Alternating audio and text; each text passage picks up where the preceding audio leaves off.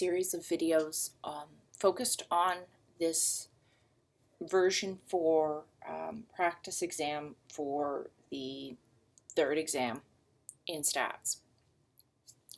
And what I wanted to do before I go through and make individual demonstration videos for each of the 6 questions in this exam, I wanted to go through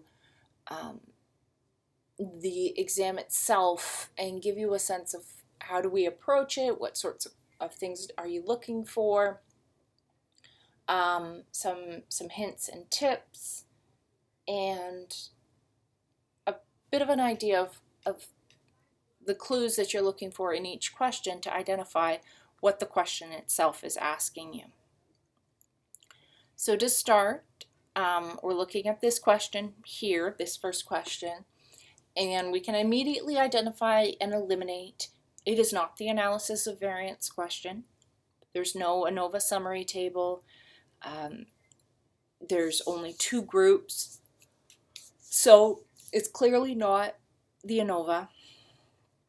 It's not talking about a relationship or an association between 2 variables. It's not asking you to calculate a Pearson correlation. It's not asking you to calculate the coefficient of determination, which is the effect size measure for a correlation. So we know on that it is one of the 3 t-test questions. In each chapter, with the exception of the correlation, each chapter will have 1 question associated with it. So once you identify which chapter this question is from, that means that all of the other questions in the short answer exam are not that chapter content. All right? So you can have a bit of a process of elimination once you can identify what chapter this one is. You know that the other ones are not on this chapter. Okay? So if I'm looking here, I can see that there's the words independent measures. It has 2 treatment conditions, right? So I have a mean for group 1, a mean for group 2. I have the sum of squares, I have the sample sizes. So these are some clues that I'm looking at. I also see that it's talking about the homogeneity of variance assumption and Hartley's Fmax statistic. And these are all clues that tell me this is an independent samples t-test. All right? There's 2 groups, not 3. So it's not the ANOVA, and I already eliminated that, but there's additional information that helps me with that. I have a mean, 2 means, 2 sample means. It explicitly says independent measures. And then it also talks about the homogeneity of variance assumption, which is only associated with the independent samples t-test, at least in this class. So those are some clues here to help me identify which question I'm looking at.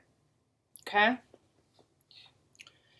And then when it comes time to actually answer the question, I'm going to need information about it being a 2-tailed test, that it's at the 0.05 level, and then I'm going to need to also identify that this is the effect size measure that I'm looking at, the R squared, all right?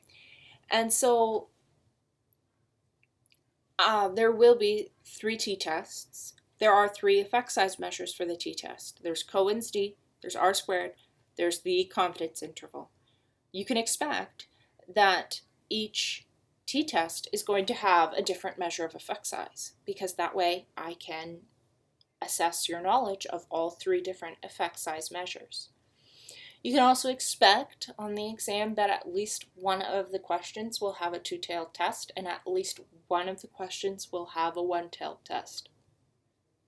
You can expect that the alpha level is going to be changed between the different questions. So some will ask for a 0.01 level, and some will ask for 0.05. So I'm looking for you to be paying attention to some of those details, and so that's going to vary between the questions. Okay, so we scroll down and we get to this question, this second question. And our task is, again, to identify what type of question is this. Well, again, for the same reasons as the first, we can eliminate it is not the ANOVA and it is not the correlation. We also know that it is not the independent samples t-test because that was the previous question. So this question must be either the single sample t-test or the related samples t-test. So now to look in at what type of t-test we're looking at, I do get a sample size. I see that it says that it's normally distributed. I also have a mu.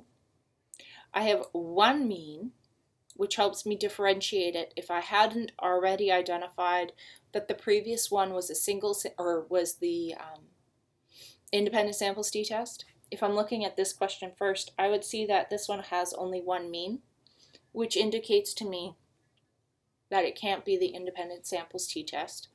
And I don't see anything with subscripts D, so it's not likely to be the related samples t-test. I also have this added piece, this mu, and mu is identified as the population value. And this gives me a clue that I'm looking at a single sample t-test here. Other information that you would want to pull out as you're running through, you're going to pull out that it's a one-tailed test. You're going to need your variance. Pay attention to what type of value you're given. On some questions, you might be given variance. On others, you'll be given the standard deviation. And on others, you may be given the sum of squares. So you need to go back to chapter 4 potentially and look at the relationship between sum of squares, variance, and the standard deviation so that you know how to use all of those within the context of a t-test. And here, sure enough, the previous question, I believe, was a two-tailed test. Yes, it was a two-tailed test with a 0.05 level.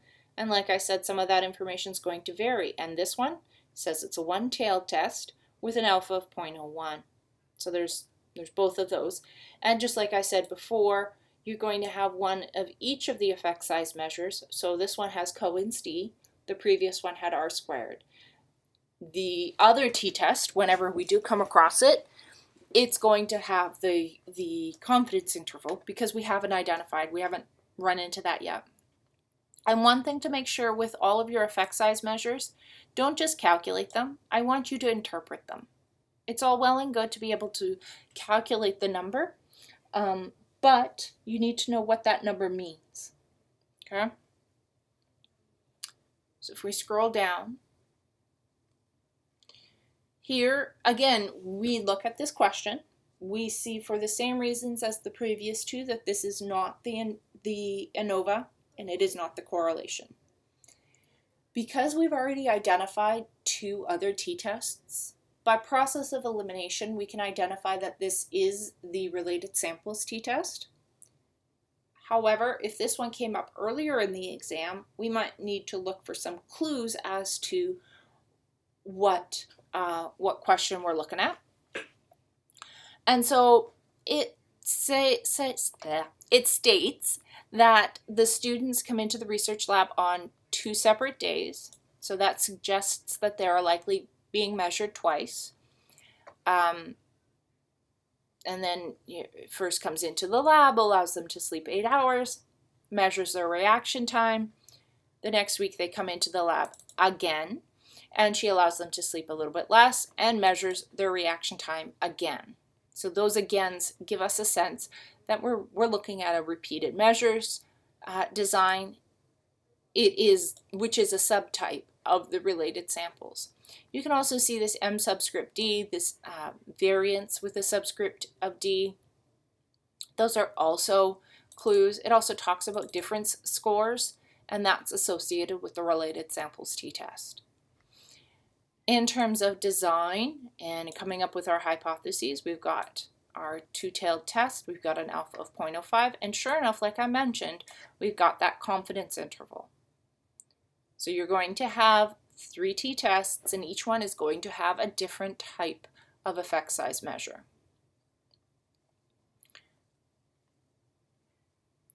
Here we get the first of the correlation questions. They're going to be separated because I like to have my in-person classes similar to my digital classes, my remote and my online. And on the exam, and I've stated this multiple times in different locations, on the exam, you are not to use any statistical software programs. You are not to use SPSS or Excel or the programming, the statistical programming that might be on your calculator. You need to use formulas, hand calculation formulas. And for that reason, on the vast majority of questions, you're not going to get the raw data. However, in order to create a scatter plot, you need to have raw data. So the correlation question will be separated into two parts, which is why, although we have only 5 chapters, we have 6 short answer questions. So on this, it is explicitly telling us you don't have to calculate the Pearson correlation. It says that will be a separate question, a separate data set. It says draw a scatter plot of the data. And so this is a chapter 15 question without the chapter 15 calculation. And I'm noting on here I didn't open the right version of this exam, and it's too late. I don't want to come back to it and re-record everything that I've already said. So on this question, you're going to want to take a look at and pay attention for how to create it and how to interpret it. So you're likely going to have a question on this particular piece where it says, based on a visual inspection of the data, do you expect a positive or negative correlation and why? So it'll add that extra piece. And I'll make sure that I have that when I'm going through the demonstration portion of this question for the videos. This is a correlation. So here we can see compute the Pearson correlation. So we know that it is the correlation question. We also can see that it is not an ANOVA, right? And we can identify it's the Pearson correlation, so that also tells us that it's not a t-test. It gives you all of the values you need, but you're going to need to use the computational formulas rather than the definitional formulas. And see, it explicitly says you cannot draw a scatter plot for this data because you do not have the full data set. And that's intentional. In terms of computing and calculating this through, it does tell you need to have a one-tailed test with an alpha of 0.05. And then in terms of directionality for that one-tailed test, it says that the researcher is predicting a positive correlation. I did add one piece to the correlation question on the exams that are coming up next week. So one thing that you will also see on this question that isn't here, but I'll make sure again that it's on the demonstration video for this question, is that it doesn't ask you to calculate the coefficient of determination. That is the effect size measure for a correlation, and it is also going to ask you to interpret that. Is it a small, medium, or large effect? Okay? And the last question on this, we can identify even before we looked at it, though you can see it now. This is the ANOVA question, and we know it's the ANOVA question because we are at the last question of the exam and it hasn't come up yet. But we can also see it talks about filling in an empty ANOVA table, and there will be points associated with doing that. It talks about one of 3 coffee shops. So if we have 3 groups, we need to have an ANOVA that cannot be analyzed with separate t-tests. That messes with our type 1 error rate. We can see that it's asking us to compute eta squared, which is the effect size measure for an ANOVA. And sure enough, it's asking us to interpret that. So we can see that we have 3 groups. That's a clue telling us that we have an ANOVA. We also have this whole table here telling us what values we need to calculate and also indicating to us that we have an ANOVA. So that's most of the pieces that you need in order to be able to identify what type of question you're looking at. And by and large, I think that identifying the ANOVA question will be relatively straightforward. It has that neon sign of an ANOVA summary table, and it explicitly says ANOVA. The correlations, again, they also will likely say association, relationship, or correlation in the question. So your task is really to identify, in terms of the identification piece, your task is to identify what type of t-test you're looking at. And you're going to have one of each. All right? So on that note, I'll sign off, and then I will start recording the demonstration videos for this practice exam.